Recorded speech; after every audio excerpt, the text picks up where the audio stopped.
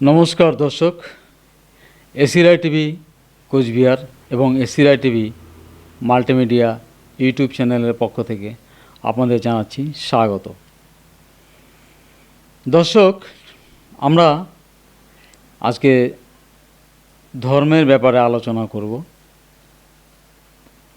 তা ধর্মটা কী জিনিস, ধর্মের গুরুত্বই বা কী? তো আমরা বর্তমানে আমাদের এই উপমহাদেশ, এখানে ধর্ম নিয়ে তো অনেক বাড়াবাড়ি হচ্ছে দেখতে পাচ্ছি। এরপরে আসেন দেশে দেশে, বাংলাদেশ, পাকিস্তান, আফগানিস্তান, ধর্মের উপরে ভিত্তি করে এরা একদম সেই রকম খেলা খেলছে। তারপরে আসেন আমাদের ভারতের ভিতরে, এখানেও ধর্ম নিয়ে অনেক কিছু আলোচনা, ধর্মের উপরে ভিত্তি করে মানে রাজনীতি, কূটনীতি, সুবুদ্ধি কুবুদ্ধি সব চলছে। এবার আসেন আমাদের পশ্চিম বাংলায়, এখানেও একই অবস্থা। এবার আমরা ভোট দিলাম হিন্দু হিন্দু ভাই ভাই হিসাবে, তো ধর্মের বিষয় চলেই আসলো, তাই না? মমতাকে ঠেলে দিলাম দূরে, শুভেন্দু অধিকারীকে নিয়ে আসলাম কাছে। তার কাছে আমাদের অনেক আশা, তাহলে ধর্মের গুরুত্ব অনেক বেশি। তা বিভিন্ন দিক বিচার করে কোথাও যেন আমার মনে হচ্ছে আমাদের এই সনাতন ধর্ম যেটা আছে সেটাকে একটু রিফাইন করা দরকার, মানে সংস্কার করা দরকার, এমনই লাগছে আমার কাছে। আর ইসলাম, ওকে তো আরও বেশি বেশি করে সংস্কারের মধ্যে আনা উচিত। সব কিছুই সংস্কার হয়, ওইটা আদ্যিকালের কেন থাকবে? আমি যে একটা জামা কাপড় কিনি, আজকে এই বছর এটা পরলাম, কিছুদিন পরে এটা ওল্ড মডেল হয়ে গেল, মানে সময় অনুযায়ী ওল্ড মডেল হয়ে গেল। তা আমি তো এটাকে মানে রেখে দিই বা কিছু করি, হ্যাঁ, তারপরে আবার নতুন দিকে বর্তমান যুগ অনুযায়ী আমি একটা ড্রেস পরি, ঠিক আছে? তারপরে যে কোনো বাইক হোক, যেটাই হোক, আপ টু ডেট যেগুলো আসে সেগুলোই ব্যবহার করা হয়। মানে দুনিয়া পাল্টে যাচ্ছে, আমরা সেইভাবে।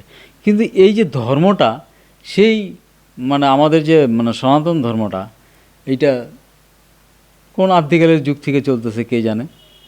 যা যা লেখা আছে সংস্কৃতে, যেটা আমরা ব্যবহারই করি না। আপনারা কি শুনছেন কখনো যে সংস্কৃত ভাষায় ওই মুখ লোকটা কথা বলে?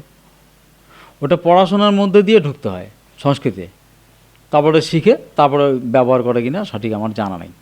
কারণ আমি এমন লোক দেখি নেই যে সংস্কৃত ভাষায় কথা বলে, দেখিনি আমি। কেউ থাকতে পারে, যদি কেউ থাকে বলবেন, কমেন্ট করে জানাবেন তো কারা কারা বলে সংস্কৃত ভাষায় কথা গেল। তাহলে এইটা মডেল চেঞ্জ করা উচিত আমার মনে হয়। যে ভাষাটা বর্তমান পুরা স্প্রেড হয়ে আছে, হিন্দি, বাংলা, উড়িয়া, বিহারি, অসমিয়া, এই সমস্ত ভাষায় মানে ধর্মের কাহিনী লেখা উচিত। যেটা বুঝি না সেটা কেন আমি শিখতে যাব, পড়তে যাব নতুন করে ভাষা, একটা কঠিন ভাষা সংস্কৃত, তা সেখান থেকে ট্রান্সফার করা উচিত। আর আদ্যিকালে যেগুলো সিস্টেম ছিল সেগুলো বাতিল করা উচিত, এটাই মনে করি আমি।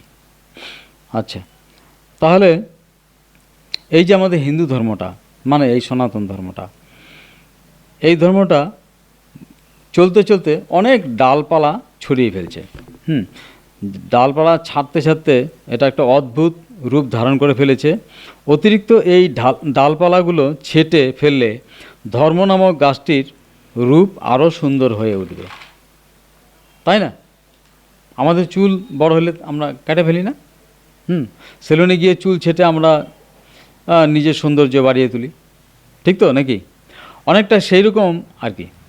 আজ থেকে প্রায় 700-750 বছর আগে গৌরাঙ্গ মহাপ্রভু যখন বেঁচে ছিলেন, তখন আমাদের এই বাংলায় ইসলাম নামক ধর্মটি ব্যাপকভাবে ছড়িয়ে পড়তে শুরু করেছিল।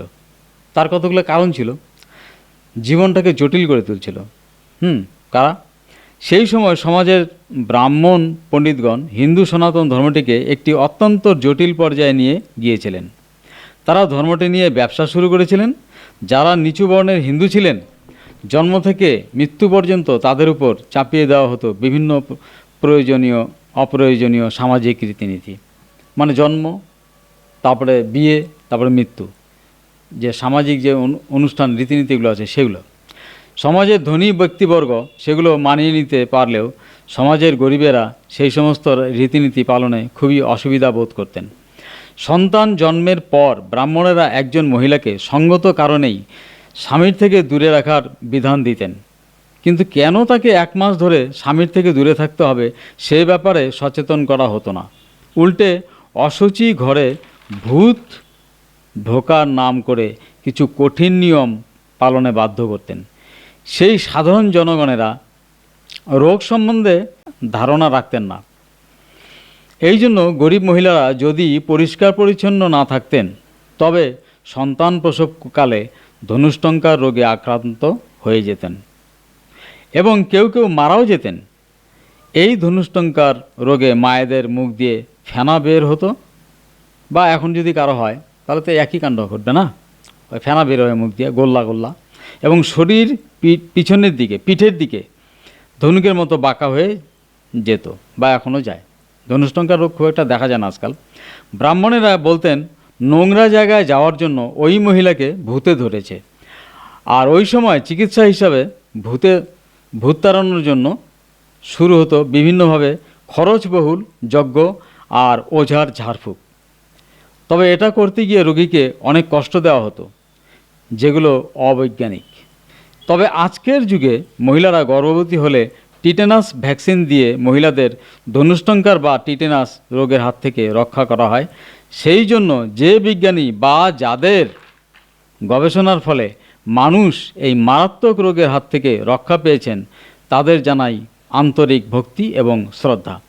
তারাই দিয়ে গেছেন বা যাচ্ছেন মানব সমাজ রক্ষার বিধান, পালন করছেন মানব ধর্ম। তাই আমার তৈরি করা ধর্মের সংজ্ঞাটি আবার মনে করাবো। একদিন একটা ধর্মের সংজ্ঞা দিয়েছিলাম, মানে ধর্ম কাকে বলে। তাহলে আবার প্রশ্নটা করতেই পারি, শুনুন প্রশ্নটা, ধর্ম কাকে বলে?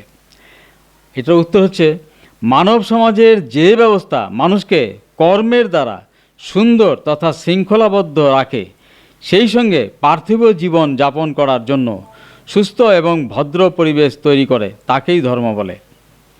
আমি যে সংজ্ঞাটি লিখেছি সেটি যদি সঠিক হয় তবে বর্তমানের প্রতিটি মানুষকেই প্রশ্ন করব, আপনার ধর্মটি কি সঠিক? পূজা বা আরাধনা তাদেরই হওয়া উচিত যারা এইভাবে মানব সমাজকে রক্ষা করেছেন, মানে মানব সমাজের উপকার করেছেন। আজও করে মানুষ, যারা জ্ঞানী মানুষ তারা অনেক বড় বড় কাজ করে যাচ্ছেন। যেমন আমি এই মুহূর্তে আমার এই টোটাল স্টুডিওটাতে ইলেকট্রিকের মাধ্যমে প্রত্যেকটি যন্ত্র চলছে এখানে, তাহলে তার দ্বারা বিমান চলছে, রকেট যাচ্ছে, গাড়ি চলছে, সব কিছু হচ্ছে। তাহলে এত বড় যে বিস্তার, তার উপকারিতার যে বিস্তার, তার জন্য তার পূজা হওয়া উচিত না? আমরা কোন যুগে আমাদের যে মানে শ্রদ্ধা দেবী, শ্রদ্ধেয় দেবী দুর্গা, তিনি অসুরকে বধ করেছিলেন। তো অসুর কী করছিল? মাত্র সমাজের ক্ষতি করছিল, উৎপাত করছিল, তার জন্য তাকে বধ করেছিল। সেই জন্য যুগের পর যুগ আমরা পূজা করে যাচ্ছি, ঠিক আছে? আর আমাদের শিব ঠাকুর, মানে একটা তার কাছে তো দেখেন একটা ইসে আছে, কি বলে, ত্রিশূল, আর তিনি বাঘের ছাল পরিধান করেন এবং বাঘের ছালে বসে থাকেন। তার মানে বাঘ হত্যা করতেন তিনি, মানুষ যার দ্বারা খুব ক্ষতিগ্রস্ত হচ্ছে, ওই সেই বনের যুগের মধ্যে। আগেকার দিনে বনে বাঘ টাক তো থাকতো, তাদের হাত থেকে রক্ষা করতেন কাকে? মানব সমাজকে। তাহলে যারা এইভাবে মানুষের উপকার করে তারাই দেবদেবী হয়ে গেছেন। তাহলে এরা যে উপকার করছে, তাহলে এরা কেন দেবদেবী হবে না? তাহলে সংস্কার দরকার আছে, ধর্মের আপ টু ডেট করার দরকার আছে। যাই হোক, অনেক কথা বলে ফেললাম, আবার পরে বলবো অনেক কথা এইভাবেই প্রতিদিন। ধর্মের সংজ্ঞাটি আমি প্রতিদিনই বলবো। তাই ভালো থাকবেন, সুখে থাকবেন, ধন্যবাদ, রাখছি।